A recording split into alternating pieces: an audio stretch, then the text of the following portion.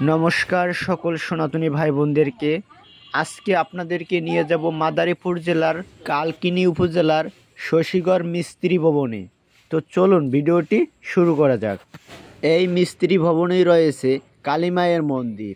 এই মন্দিরটি বাড়ির মধ্যে ছিল, কিন্তু এখন ফাঁকা জায়গায় এনে এই মন্দিরটি উপস্থাপন করা হয়েছে।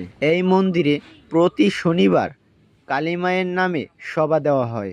কালী মাকে দর্শন করতে হাজার হাজার লোকজন শনিবার এখানে এসে থাকে, তাই আপনিও আসতে পারেন এই মন্দিরে। গ্রামবাসীর কাছ থেকে শুনবো এই কালী মায়ের মন্দিরে কি এমন রহস্য রয়েছে। তার আগে একটি রিকোয়েস্ট থাকবে, আপনি যদি ফেসবুক পেজে বা ইউটিউব চ্যানেলে নতুন হয়ে থাকেন, প্লিজ ইউটিউব চ্যানেল এবং ফেসবুক পেজ ফলো দিয়ে রাখবেন এবং গ্রামবাসীর কাছ থেকে সব কিছু শুনবো। চলুন ভিডিওটি শুরু করা যাক।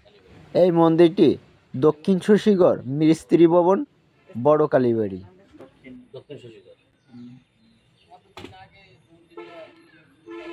মন্দিরটা প্রতিষ্ঠান করা হয়েছে কতদিন আগে? প্রতিষ্ঠান হয়েছে প্রায় 7-8 বছর হবে।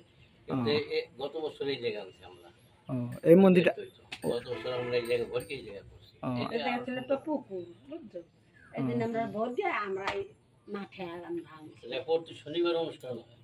প্রতি শনিবার? হ্যাঁ, প্রতি সুন্দর করে সব প্রতি সভা শনিবার করি আমরা গান বাজনা বছর মাসের শেষ শনিবার আবার করি দিই প্রসাদ। এই জায়গা কতজন লোক প্রতি শনিবার কতজন লোক হইতে পারে আনুমানিক? ও দিয়ে না, ওই 1-1.5 লোক 200 লোক হয়ে যায়। বাইরে যদি কেউ অনুষ্ঠান করতে আসে, হ্যাঁ, আমরা এই অনুষ্ঠান মাসিক অনুষ্ঠান আমরা 200-300 হয়ে যায়। আর এমনি নিজেরাই করলে ধরো 150-200 হইল। আর প্রত্যেক শনিবার হবে সভা। এই মন্দিরে আপনারা কালী পুজোতে আসতে পারেন। এই মন্দিরেই 4 দিন ব্যাপী অনুষ্ঠান হয়ে থাকে। সাংস্কৃতিক অনুষ্ঠানের পাশাপাশি পুরস্কারও দিয়ে থাকে, তাই আপনারা এই মন্দিরে আসতে পারেন।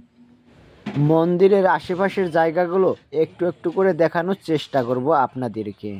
তো চলুন।